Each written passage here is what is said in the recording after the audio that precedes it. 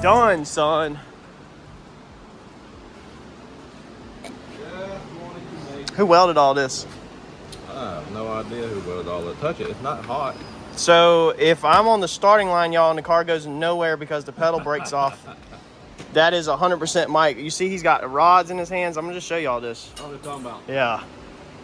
If the pedal falls off in the floorboard because the bracket breaks, Mike welded it off. It won't be my fault. It'll be the guy stepping on the pedal. No. It'll be Mike's welds. I don't know about all that. Only if the weld breaks. You did have one weld on my rear end that did not even stick. When we went to redid it, it just fell off. It's your fault. You prepped it. There must have been oil or grease or something on it.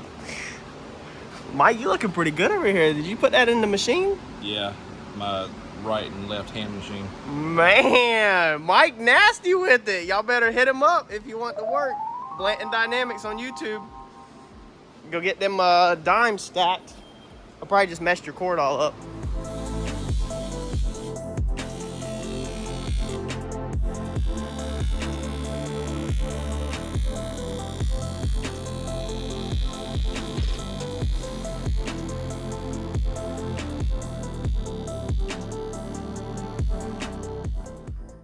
All right, we got the throttle pedal back to the house. Mike got it welded up.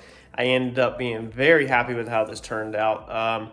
Still need to do two things, possibly change the spring setup. Right now I kind of have a temporary setup that I don't think is going to last. It's just hanging there. And two, we still need to make do a throttle stop. So I think I'm gonna hold off on the throttle stop until I'm comfortable where the pedal needs to be left to right. And then once I know where the throttle pedal needs to be, I think I'm gonna just go ahead with one of them that you drill a hole in the floor, and then it's adjustable where it screws out and touches the backside of the pedal. Or I'll just put a rubber block or an aluminum block, something underneath there that can attach some way that's removable. Basically, I just don't want to regret it and then need to move it, but I don't think that would be the situation. I think I just need to hold off on that until like I've actually drove it on the street a couple times, not like stomping the pedal, but just drove it around a couple times, fill it out, make sure the pedal don't need to go to left to right, and then put a stop in, because I just don't want to put a hole in the floor and then want to move the stop left to right, because kind of the whole point of having that wide shaft on that pedal is so that it can move left to right. So I hate to like put a stop there and then you're kind of locking in where your pedal needs to be. So I was almost thinking about a wide rubber block, attaching it somehow to the floor with smaller holes so that it can move around. But let me show you how it turned out, and then we're gonna move on to this checklist. I'm gonna go ahead and put these two burn down tubes together that we did videos ago that we never hooked together. So I'm gonna take care of that real fast, knock that out, and then I think I'm gonna start working on the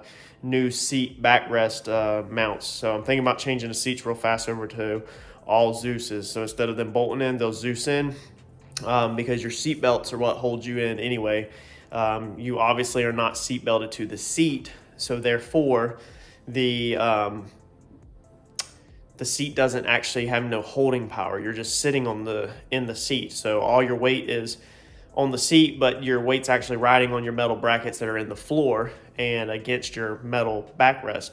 Then the seat skin only does so much, honestly. Now that's probably a very debatable topic, but it does. My seat sits tight between the center console and the sidebar on the car, so you can't really go too far. So I'm thinking of switching over to all of them being Zeus's, so that you can pull them out real fast to or even faster to get to the electronics, whereas right now you would need a star bit. So everything's a star bit right now for the pan head screws, and you can still take it out, but you could take it out probably 3 or 4 times faster with Zeus fasteners than you could, probably 3 times faster. So let me show you the pedal real fast, and then I'm gonna move on to some of these other tasks, and we're gonna knock stuff out. All right, so that's how our pedal ended up looking. So there's it all mounted up. Like I said, the spring is just kind of temporary, but we have a bracket that we built up here for the cable, and then we mounted it all up. So I'm very happy with how all that turned out. This time it's done like I feel it should have been done from the start. You know, definitely no complaints on it. This time I cut out the old bracket that was in there and attached everything, and I've just got the cable where it just loops up through there out of the firewall. So instead of shortening it, I just kind of looped it, because again, I hate shortening stuff. But pedal has good play. As you can see, you push the pedal down and then the arm pulls down, pulls the cable down up there. So I'm really happy with how this whole ordeal turned out. Like I said, these springs are temporary. So we might change, obviously with this pullback on a cable, you're not really going to push that cable up through that sheathing if something goes wrong. And that's kind of what me and Mike were talking about today is, you know, it's a safety thing to have the pullback with your toes. So, you know, you can pull the throttle up if something happens. But when you're doing a cable style like I am, I mean, there's only so much you can do, man. You know, if the cable is stuck or if something is stuck up on the actual throttle body, then you pulling up your toe like that is not going to do but so much. Like, it's not. So, but at least it's done. It's there. I'm happy with the pedal setup for once. I'm actually not unhappy. Y'all know I'm unhappy with a lot of stuff. But now what we can do is maybe at a later date, switch it to a linkage, like a throttle rod, a throttle linkage. But at least the pedal side of things are done now. So that's good to go. And then we can always upgrade and make changes later as we feel fit. But we're not changing nothing right now. That's done. Besides adjustments, that is off the checklist. The pedals are done. Brake pedal is done. All we need to do is bleed the brakes and make sure that we don't have no leaks or any issues like that. So maybe I'll get that done this weekend. I should have done it before I took it off the crib blocks, but it is what it is. So let me get these burn down tubes finally connected under this center console where it was too short, and I put another one in. And then, like I said, I think I'm gonna just go ahead and try to power through and knock out these seat mounts so that they're done.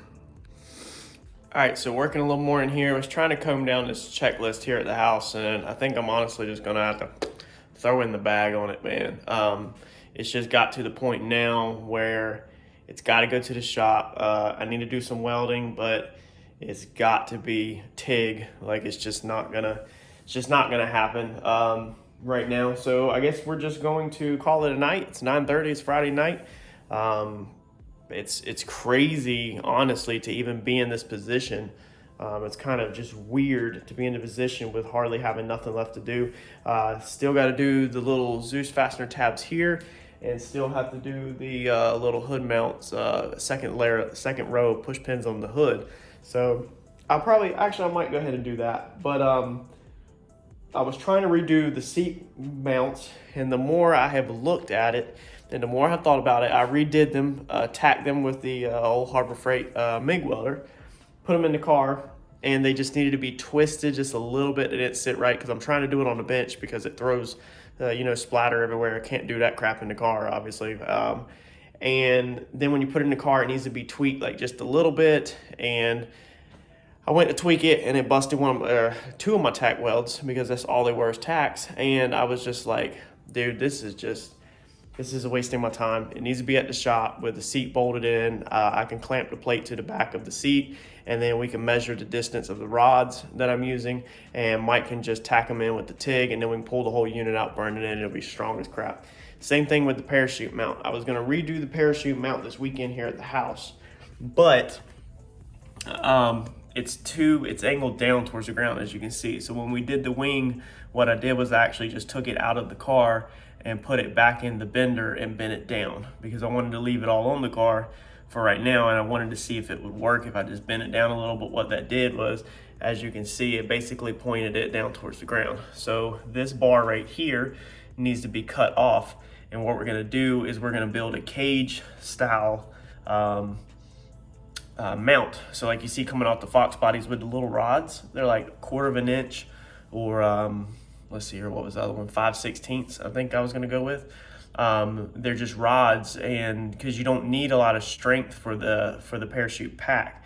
You know, you need strength down here for your tether, but that's gonna stay. So we're gonna cut it right here at the bottom, and then we'll come up here and cut it behind the plate, and then we will physically put the bag down at the angle we want and everything, and then we will build it. You build a little cage basically out of 5/16 solid steel rod to all four corners of the parachute bag, just like you see very common on a lot of cars. Normally they just bolt to the license plate area, but obviously license plate area is down low on here. And then we do need to address the license plate. It is a street car, there's no way around it. So you either hang the license plate from the wing, like Murdernova's car has been for a long time. I didn't really want to do that, but what I'm gonna do now is, since I'm gonna have basically a cage behind, a little cage behind the parachute pack like you'd see on the Fox bodies, is I'm actually just gonna go ahead and we will fab in a license plate mount in there. So we'll just fab in a little rectangle box, with some washers tacked in the corner, maybe with some nutserts, where you can just bolt in your license plate underneath the parachute where it's still visible, so it doesn't, you don't get no issues with officers on the road. So that's really hard to do by yourself. I struggle to do this one by myself, and now with the wing being there, it's got to be symmetrical left to right, up and down the correct angle. So it's going to be harder to hold all that and then also weld it. So it really is a two-person job. And again, I don't want to use that MIG welder that close to the back of this car because I don't want it splattering all over the back of the car. Believe it or not, there is areas that I draw the line on, and I don't want to do that. So it can go to wiring, it can go to headers and all that just fine with this on here for now. Besides that, I've just got little tiny stuff, but I think this weekend's gonna be finish out these couple of little tiny things, and everything else gonna have to wait. Let me flip you around and show you what we're gonna improve on the seats. So what I'm gonna improve on the seats, originally this was, the mount that we had. This was the mount we had, and it basically bolted in back there to that little piece right there. It bolted in like that, and it went against the back of the seat, and then you put some pan bolts to it, but it was a little flimsy like this. So the back of the seat, would kind of do this. I was trying to cut weight with aluminum, but it just did. It works, and it'd be perfectly fine for a street car, but I'm trying to just be a little bit more cautious with my safety. And I don't want, if you go to wreck and you go to dip a shoulder that way or that way, it just kind of twists everything off and, shatters the carbon fiber. I want a little bit some more support to the carbon.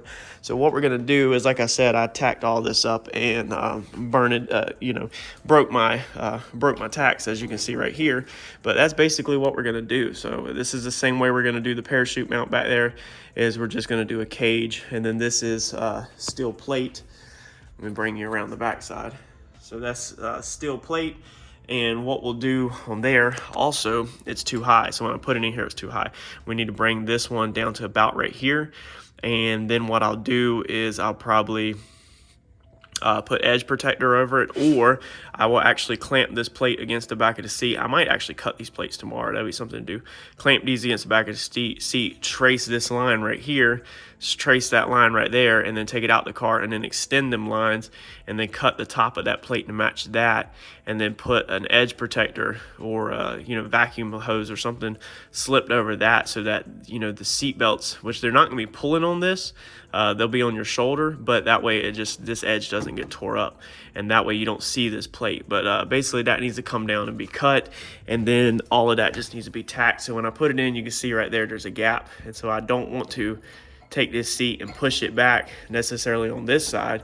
I'd rather to just take this steel plate and clamp it to the seat, with some clamps, and get it nice and square. And then we measure from our corner to there, and I cut Mike a rod, and then he tacks it, and we measure the next one, and then he tacks it, and that way everything is in place like it's supposed to be. The problem is this right here, okay, is not touching the bar. So you can see that this will just flex out.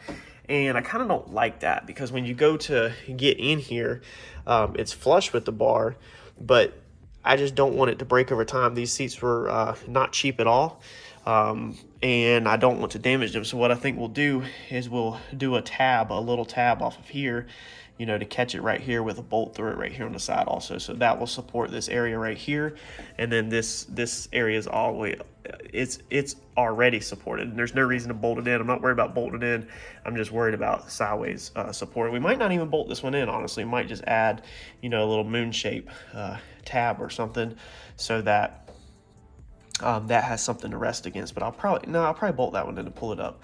But anyway, we need to do that. So this with the carpet right here, which I have to address all this. The carpet right here, we don't want to be MIGging. Also right here, this needs to be tacked with a TIG and then pull this bar out so he can finish welding that in. So that's just going to have to be it for right now. Sadly, that's the way that sometimes this stuff rolls. Like I said, if I could go back, or if you're starting your car out and you're new to the channel, I would highly recommend you going out and buying at least a Harbor Freight TIG welder and starting your project off TIG. Just make yourself learn how to do it. You know, at least do your tacks with a TIG welder, and then have a buddy welded up knows what you're doing. When I built the front end of this car, I tacked everything with a MIG welder, and then had Mike go back behind me, and he actually MIGged a lot of it in with a Miller. But the whole point here is I did tacks either way. So if I would have just went ahead and bought a TIG welder to begin with and tacked everything with TIG, number one, it wouldn't have been as messy, but number two, I could have already been getting a lot of practice in.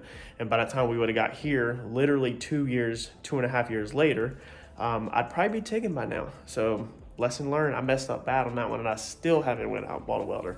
But I kind of just wanted to get this one, you know, together, and when we start the red Maverick build, I'll probably go buy a TIG welder. So that's where we're at. Believe it or not, it's we're that close. So this thing's definitely, weather permitting, it's going to get washed and at least hand waxed this weekend to just get it back cleaned up, vacuumed out. I'll probably go ahead and caulk the interior up maybe tomorrow night or something. The back panels, I've never caulked it up, or maybe I'll wait until we go to the shop and caulk it from the bottom side. But either way, that's where we are currently at. I might go ahead and also put water in the system this weekend. I would like to bleed the brakes. I really would like to bleed the brakes. So yeah, that's your update for where we're at. Like, comment, subscribe, smash that bell button. I will catch y'all on the next one. Thanks, y'all.